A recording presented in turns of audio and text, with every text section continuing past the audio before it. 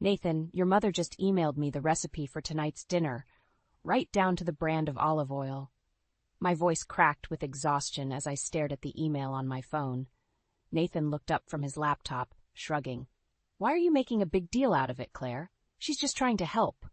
Help, I echoed, trying to keep my frustration in check. Since when does picking out every single ingredient down to the olive oil brand count as helping?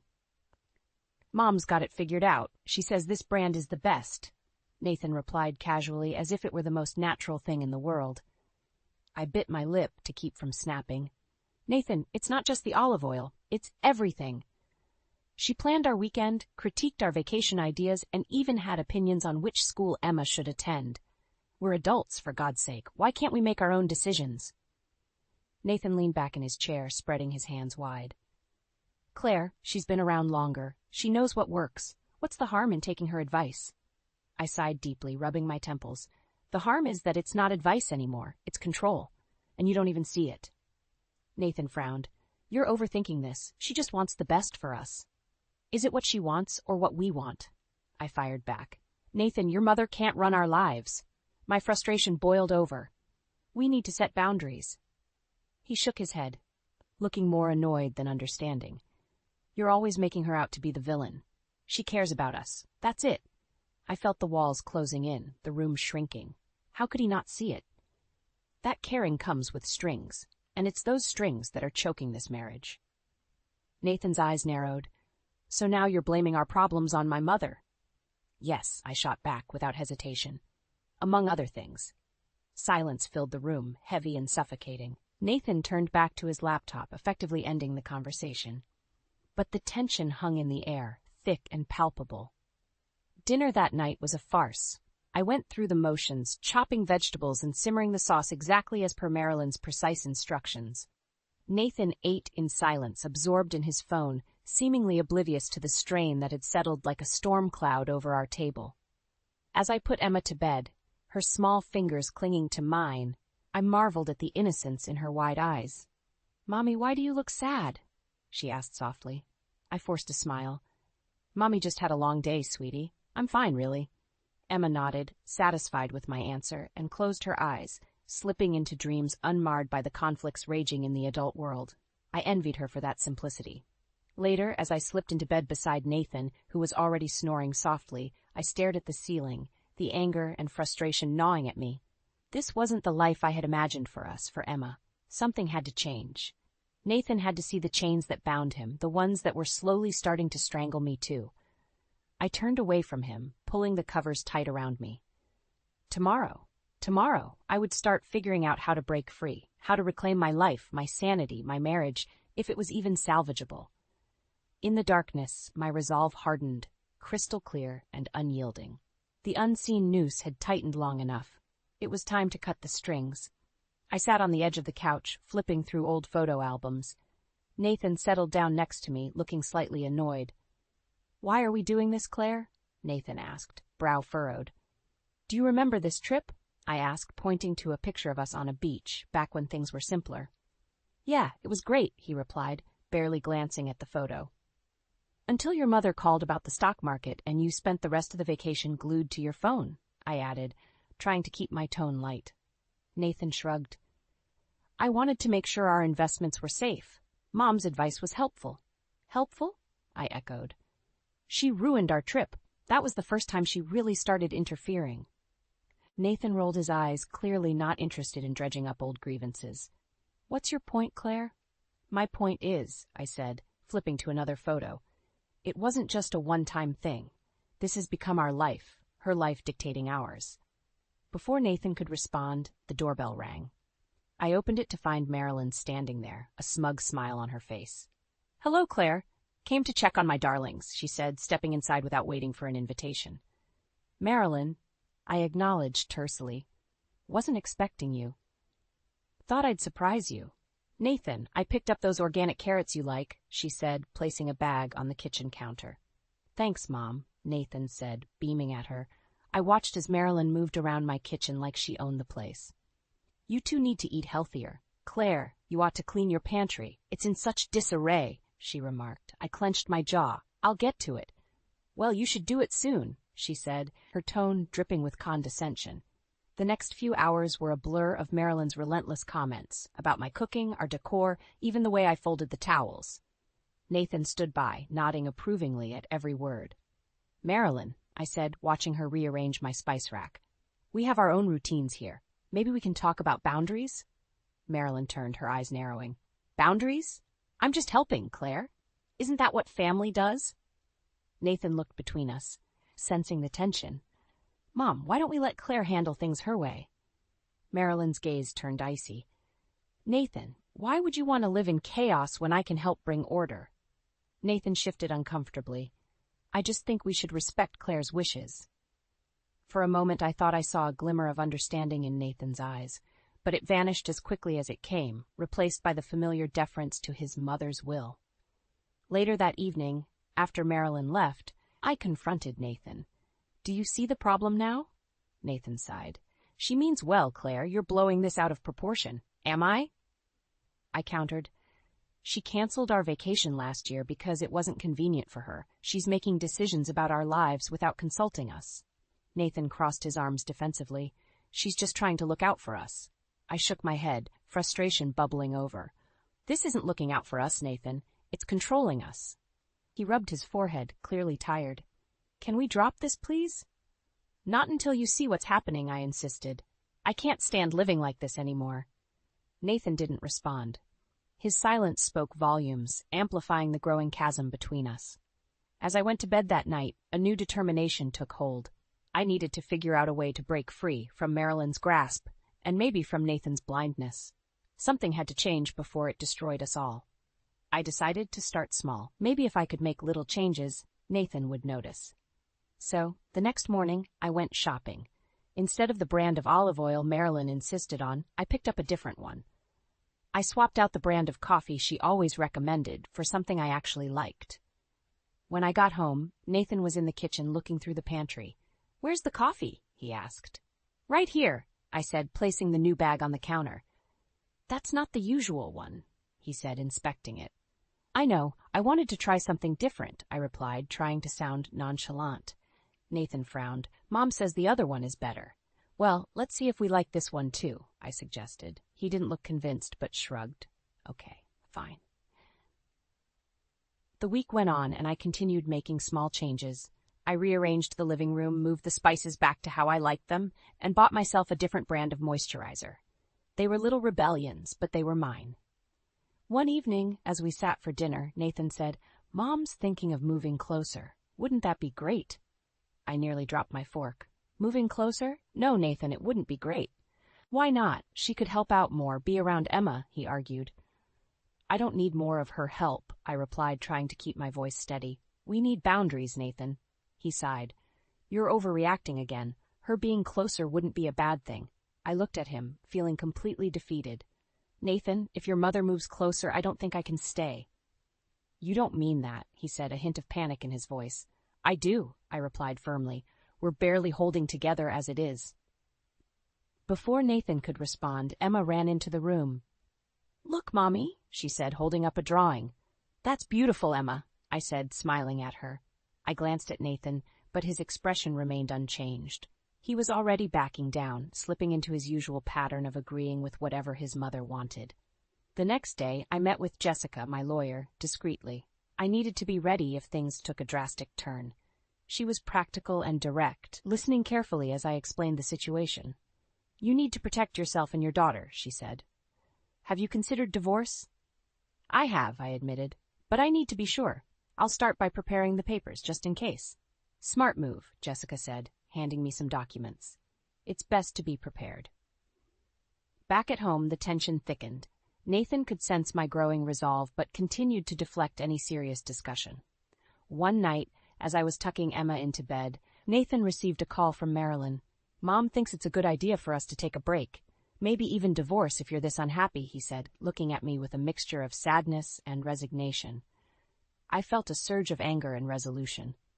"Is that what you want, Nathan?" I asked quietly. He didn't answer, just stared at the floor. "Then let's do it," I said, my voice steady. "If your mother thinks we should divorce, that's exactly what we'll do." That night, as I lay awake, Staring into the darkness, I knew there was no turning back. I was ready to break free, not just for me, but for Emma too. It was time to reclaim my life, even if it meant starting over. The small rebellions had paved the way for something bigger. It was time to cut the strings for good. Nathan stared at me from across the kitchen table, his eyes clouded with confusion. "Claire, can't we just take a break and see how things go?" I shook my head, feeling a firm resolve building inside me. "Nathan, your mother suggested divorce, so let's do it. Continuing to drag this out is only making things worse." He looked down, fiddling with the edge of the table. "But what about Emma? Can't we think about her?" I took a deep breath. "I am thinking about her. She deserves to grow up in a peaceful environment, not one filled with constant interference and tension." Nathan sighed. "All right, if it's what you really want," I nodded. "It is." The following week, Marilyn called. "Nathan, I heard about your little fight. What's going on?" Nathan's voice was strained. "Mom, Claire wants a divorce." There was a pause on the other end of the line, and then Marilyn's voice came through, sharp as a knife. "Good. Maybe it's for the best. If she can't appreciate what I do for you, she doesn't deserve to be part of this family." "Mom, don't you think that's a bit harsh?" Nathan asked, sounding uncertain. "Harsh? No, Nathan. I'm being realistic. Claire has always been ungrateful," Marilyn snapped.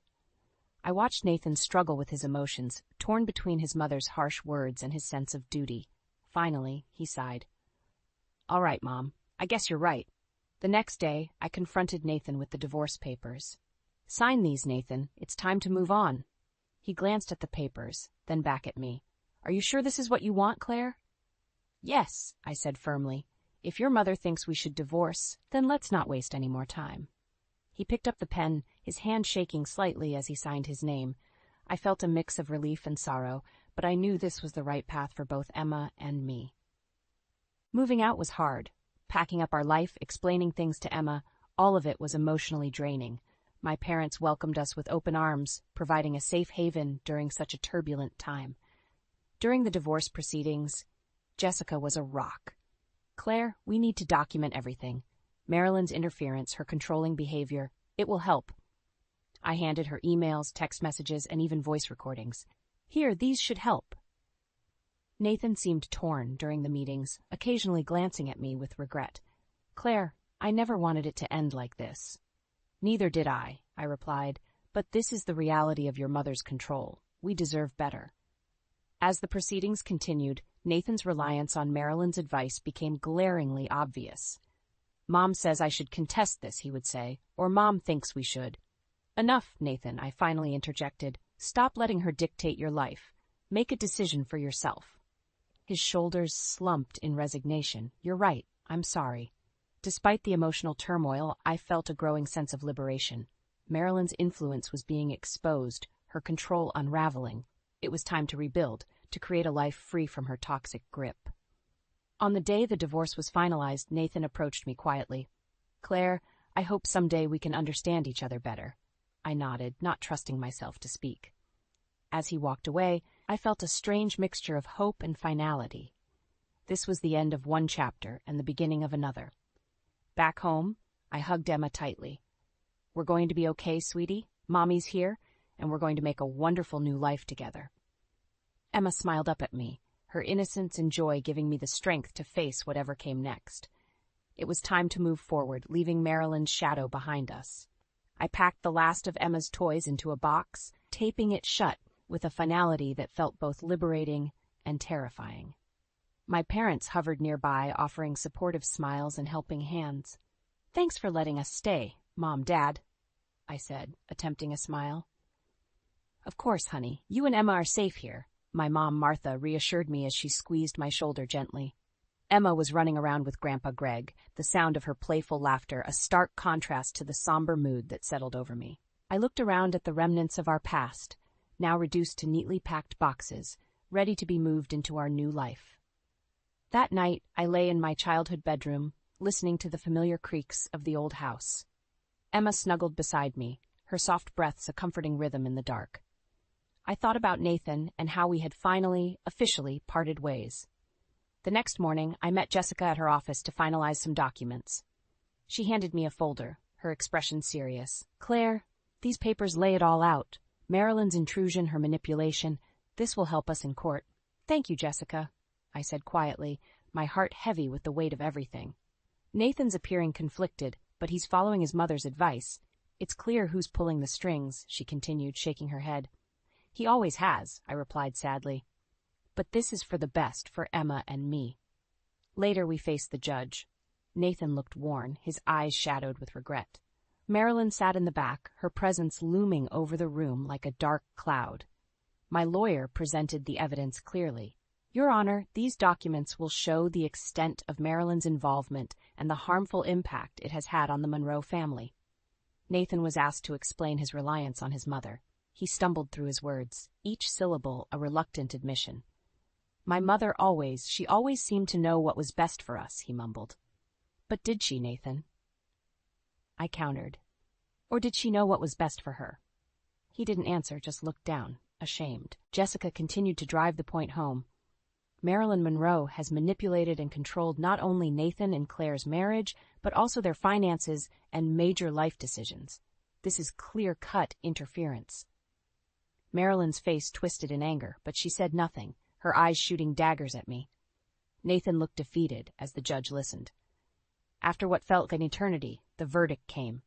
I won custody of Emma and significant support. Marilyn's interference was publicly acknowledged and documented. The relief was overwhelming. Finally, the truth was out in the open. After leaving the courthouse, Nathan approached me. Claire. Don't, I interrupted. We're past words now, Nathan. I hope you find your way, but I need to focus on Emma and me. He nodded, tears glistening in his eyes. I'm so sorry, Claire. I hope you can forgive me someday. I offered him a small, sad smile. For Emma's sake, I hope so too. Back at my parents' house, I held Emma close. We did it, sweetheart. We're free. Martha and Greg rejoiced with me, their love and support an anchor through the storm we had endured. I felt the first real sense of hope that had eluded me for so long. Emma and I started to settle into our new life, free from Marilyn's toxic grip. That evening, as I tucked Emma into bed, she looked up at me with her big, innocent eyes. Mommy, are we really okay now? Yes, my love, I replied, kissing her forehead. We're better than okay. We're free, and we have a wonderful future ahead of us. Emma smiled and cuddled into her pillow. I watched her for a moment, feeling a deep sense of peace. We had broken free from the strings of control, and now it was time to build a new life, one filled with love, freedom, and endless possibilities. Living with my parents had given Emma and me the respite we needed to start healing. One day, while organizing some boxes, I found an old email thread from Marilyn. As I read through the blatant manipulations, a plan formed in my mind. I had an ulterior motive for the divorce that had backfired for her, and now it was time to reveal the full extent of her machinations. I called Jessica immediately. Jessica, I found more evidence, emails that show just how deep Marilyn's control went. That's great, Claire, she replied. We can use this to solidify any ongoing legal concerns. Let's meet tomorrow. The next day, I handed the stack of printed emails to Jessica. She skimmed through them, her eyes widening. These are explicit. It's clear she never intended for the divorce to actually happen. It was all a control tactic gone wrong. We began documenting everything meticulously. Jessica advised, we need a final confrontation to present this to Nathan. He needs to see just how destructive his mother's influence has been. That evening, I called Nathan. We need to talk, I said firmly. I don't think there's much left to say, he replied, sounding hesitant. There is, I insisted. Meet me tomorrow at the park where we used to take Emma. The next day, I arrived early, clutching the evidence tightly. Nathan showed up looking wary but curious. What's this about, Claire? I handed him the stack of emails. Read these. He started going through the pages, his expression changing from confusion to disbelief, then to shame. I had no idea, he mumbled. This is what your mother has been doing, I said, my voice steady. She never wanted us to be happy. She needed to control us. Nathan's eyes filled with tears. How could I have missed this? All these years. You trusted her blindly, Nathan, I replied, feeling a mix of pity and satisfaction. But now you see the truth. Over the next few days, Nathan struggled to reconcile the revelations. He showed up at my parents' house seeking closure. Claire, I don't know how to make amends, but I need to try. We need to focus on Emma's well-being, I said. That's the most important thing. Nathan nodded, looking broken. I'll do whatever it takes. The court hearings resumed, but this time Nathan was different. He began to question everything he'd accepted as truth. How could I not see this? All these years she's been pulling the strings. In the courtroom, I presented the evidence with Jessica's help.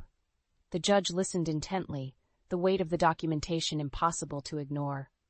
Marilyn, who had always been so confident, looked uncharacteristically nervous. Nathan Monroe has been under undue influence from his mother for years, Jessica concluded. This is more than meddling. It's a calculated control over every aspect of their lives. The judge ruled in my favor, granting me full custody of Emma and significant support. Marilyn's manipulations were laid bare for all to see. Nathan, now financially and emotionally separated from his mother, stepped outside the courthouse looking like a man untethered. Claire, he said, approaching me hesitantly. I'm so sorry for everything. I hope you can find your own path, Nathan, I replied sincerely. I'm going to start therapy, he said, looking determined but lost. I need to understand all of this. For Emma's sake, I hope you do, I replied. Driving back home, a sense of freedom washed over me. I had not only survived but had broken free from Marilyn's toxic grip. Emma and I had a stable future ahead, and for the first time in years, I felt genuinely hopeful. As I tucked Emma into bed that night, she looked up at me with those wide, innocent eyes. Mommy, are we really okay now? Yes, sweetheart, I whispered, brushing a strand of hair away from her face. We're better than okay. We're finally free. And with that, I knew we had truly turned a corner. This was our new beginning. The courtroom was silent as Jessica and I walked in, the air thick with anticipation. Nathan was already seated, his eyes red and weary. Marilyn, sitting beside him, looked defiant, though there was a flicker of worry in her eyes. Jessica stood up, presenting our final pieces of evidence with calm determination. Your Honor, I will now present recorded conversations and further emails that explicitly demonstrate Marilyn Monroe's undue influence and manipulation. The judge motioned for us to proceed. Jessica played the recordings, Marilyn's voice echoing through the room, meticulously planning out our lives without any regard for our autonomy. The courtroom was transfixed, and I could see Nathan slowly crumbling with every word. This is what your mother has been doing to us, Nathan, manipulating every aspect of our lives, I said, turning to him. Nathan looked at Marilyn, a deep sadness in his eyes. Mom, how could you? I trusted you. Marilyn's face hardened. I did it for you, Nathan. Everything I did was to make sure you had the best. At what cost? Nathan responded, his voice cracking. You've controlled my life, my marriage, my family. The judge cleared his throat, bringing order back to the courtroom. It is clear from the evidence that Marilyn Monroe has exerted excessive control over the family, resulting in significant emotional and psychological harm. He continued, I rule in favor of Claire Monroe. She will have full custody of their daughter and receive the necessary support. Furthermore, Marilyn Monroe is to have no contact with Emma Monroe unless explicitly permitted by the court. Marilyn's face went pale, her mouth opening and closing without sound. Nathan, looking devastated, nodded reluctantly. I understand, he whispered. After the ruling, I walked out of the courthouse feeling a mix of liberation and sorrow. Nathan was standing nearby, looking lost. I'm so sorry, he said, coming up to me. I hope you can rebuild your life, Nathan, I said. For Emma's sake, and for yours. He nodded, tears in his eyes. I'll try. I'm starting therapy. I need to find out who I am without her. As he walked away, I couldn't help but feel a sliver of hope for him. Maybe he could finally break free from Marilyn's grasp. When we arrived at my parents' house, they greeted us with open arms. It's over? My dad asked softly. I nodded, lifting Emma into my arms. It's over. We can finally move on. The next few days were a whirlwind of settling into our new life. I started working part-time, focusing on building a stable future for Emma and myself. The community rallied around us, offering support and friendship. One afternoon, while picking Emma up from her new preschool, I saw Nathan in the crowd. He looked different, more fragile, but there was a determination in his eyes. Our eyes met briefly, and he gave a small, hopeful nod. Later that night, as I was preparing dinner, Emma ran into the kitchen, giggling. Mommy, can we invite Daddy to visit sometimes? I knelt down to her level, brushing a strand of hair from her face. "We'll see, sweetheart. Daddy needs some time to sort things out." She nodded, satisfied with my answer, and went back to her coloring. For the first time in a long while, I felt a deep sense of peace. The strings of control had been cut, and we were free to chart our own course. As I tucked Emma into bed that night, I reflected on the journey we had taken. It wasn't easy, but it was necessary. We had faced the darkness and come out stronger, ready to embrace the future without fear. And so, with Emma by my side and a new path ahead, I knew we were finally free. We had broken the chains and could now build a life filled with love, hope, and endless possibilities. I watched from the sidelines as Emma ran across the playground, her laughter ringing through the crisp autumn air. Parents gathered in small clusters, chatting and occasionally cheering for their kids. Today was a special day, Emma's first school event since the divorce. As I scanned the crowd, my eyes landed on a familiar figure. Nathan stood under a tree, looking thinner, almost frail, but there was a newfound resolve in his posture. For a moment, our eyes met, and he offered a small wave. I waved back, feeling a pang of sorrow for what could have been. Emma spotted him and ran over. "Daddy, look at my drawing," she shouted, holding up a picture she'd colored. Nathan knelt down, a genuine smile spreading across his face. "That's beautiful, Emma. You're such a talented artist." Her face lit up with pride. "Mommy said the same thing." Nathan's eyes flickered to me again.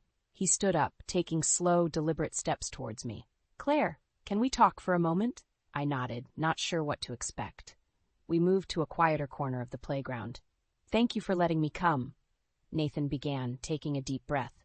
"I know I've caused a lot of pain, but I'm working on myself. Therapy's helping me see things more clearly." I listened, sensing the sincerity in his voice. "That's good, Nathan. Really?" He glanced back at Emma, who was now showing her drawing to another parent. "I want to be a better father for her. I know it won't be easy, but I'm committed to it." "You need to find your own way, Nathan," I said softly. "Emma deserves the best from both of us." He nodded, tears glistening in his eyes. "Thank you, Claire, for everything." Just then, a hush fell over the crowd. People were whispering and glancing towards the entrance. Marilyn walked in, her once commanding presence reduced to a shadow of its former self. She scanned the playground, her eyes landing on us. Nathan stiffened beside me. Marilyn approached, her expression a mix of anger and desperation. "Nathan, what are you doing here? You know you shouldn't." Nathan cut her off. "Enough, Mom. This is Emma's day. I'm here as her father." Marilyn seemed taken aback, her lips trembling. "But you need," she stammered. "I need to be free from you, Mom." Nathan said firmly, "Your control over my life is over." Her face contorted with rage. "After everything I've done for you?" Nathan took a deep breath. "You did those things for yourself, not for me. I'm done living under your shadow." Marilyn turned to me, her eyes burning with hatred. "This is your doing, Claire." I met her gaze steadily. "No, Marilyn, this is Nathan's choice." She stormed off, the weight of her defeat evident in every step. Nathan watched her go, a mix of relief and sorrow etched on his face. "Thank you," he said again, his voice trembling, "for giving me the strength to stand up to her."